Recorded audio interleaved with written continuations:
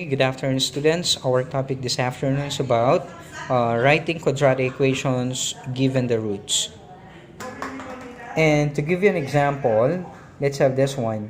Write the equation in the form ax squared plus bx plus c equals to 0 given the roots 5 and 9. So, bale, ang gagawin natin ngayong hapon is nakabigay or given yung mga values ng x natin and we are to find the equation of that. So, for example, you have 5 and 9. So, initially, ang gagawin natin is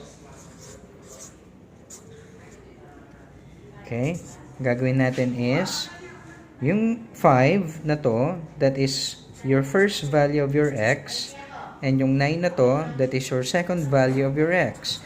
So, i-reverse natin ngayon yung operation. From x equals to 5 and x equals to 9, itong 5 na to, di ba galing yan doon sa tinranspose nating value ng x, which is kapag ito itinranspose natin sa kabila, magiging ganito na yung expression. So, x minus 5, while x equals to 9, pag tinranspose natin yung 9 doon sa kabila, kasama si x, magiging x minus 9, and then we equate it to 0, and then multiplied both expressions.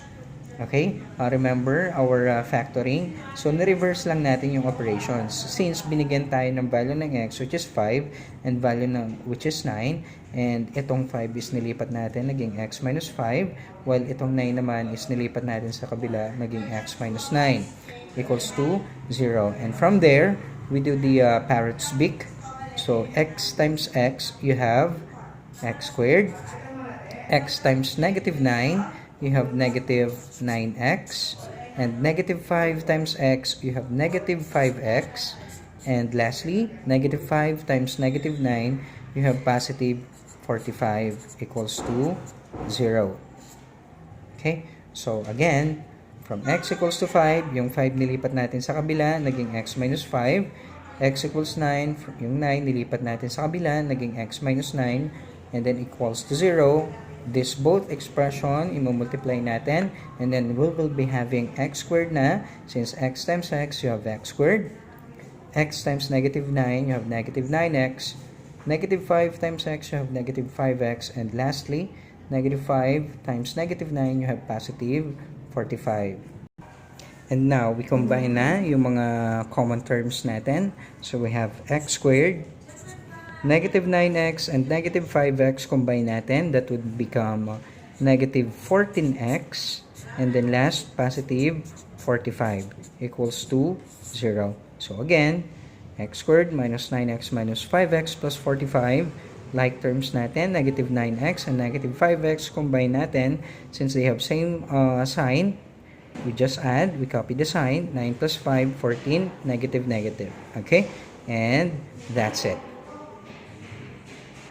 Okay, let's try having the roots of negative 2 and positive 3. So again, we will have first expression, first value ng x natin, which is negative 2.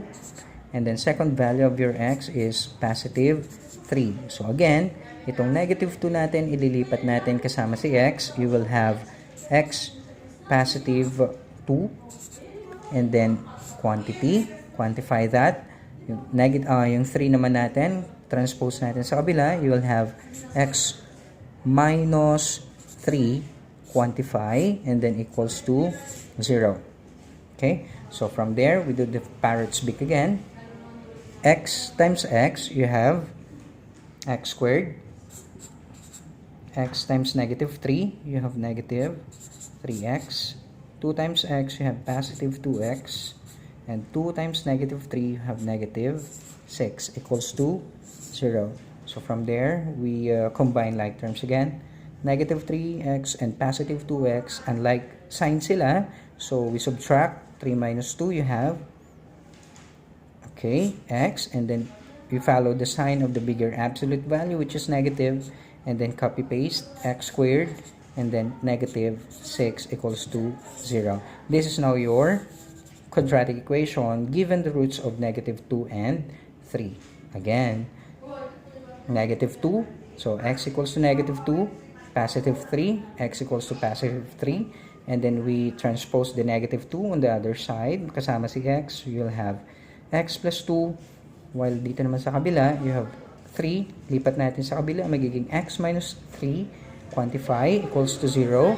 And then we do the parrot's beak. X times x squared. X times negative 3, you have negative 3x. 2 times x, you have positive 2x. And 2 times negative 3, you have negative 6. And then we combine the like terms again. Negative 3x, positive 2x. And like sign sila, so we subtract. So 3 minus 2, you have x. And then we follow the sign of the bigger absolute value, which is negative x. And then simply copy x squared, negative 6, negative 6. And that is now your working quadratic equation. That's it.